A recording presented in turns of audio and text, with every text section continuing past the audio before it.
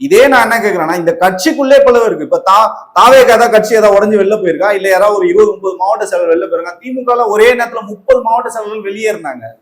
திரு கலைஞர் அவர்கள் இருந்த காலத்துல 30 மாவட்ட செயலர்கள் வெளியேறினாங்க. அதெல்லாம் ஊடகங்கள் இன்னைக்கு பெருசா பேசுறது. நான் என்ன சொல்றேன்னா, திருப்பி திருப்பி ஒரு நெரேட்டிவ் செட் பண்றாங்க சார். என்னன்னா, தாவேகால எது நடந்தாலும் அதை பூதாகரமா காட்டுறது. மத்த கட்சிகள் எது பெருசா நடந்தாலும் அதை காட்டுறதே கிடையாது. சோ இதுல இருந்து என்ன தெரியுதுன்னா, ஊடக வெளிச்சத்துக்காக பண்றதுக்கெல்லாம் நம்ம பதில் சொல்லிட முடியாது. அவரை பொறுத்த வரைக்கும் அவரோட ரோல் கரெக்டா பண்ணிட்டு இருக்காரு.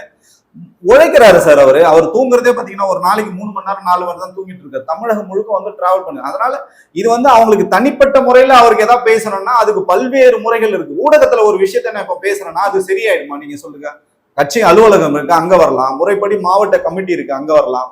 மாநிலத்துல கமிட்டி இருக்கு, அவங்க கிட்ட சொல்லலாம். இவ்வளோ விஷயங்கள் இருக்கு. இதெல்லாம் விட்டுட்டு நேரடியா மீடியா வெளிச்சம் இருக்குதுன்றதுக்காக கட்சியினோட பேரை அவை பேரை ஏற்படுத்துறதோ, கட்சியை புகார் சொல்றதோ, இது நிச்சயமா இது தவிர்க்கப்படணும். இது வருங்காலங்களில் இது நடக்காம இருக்கிறதுக்கு குழுக்களை அமைச்சிட்டு இருக்காங்க. அது வேலைகள் போயிட்டு இருக்கு.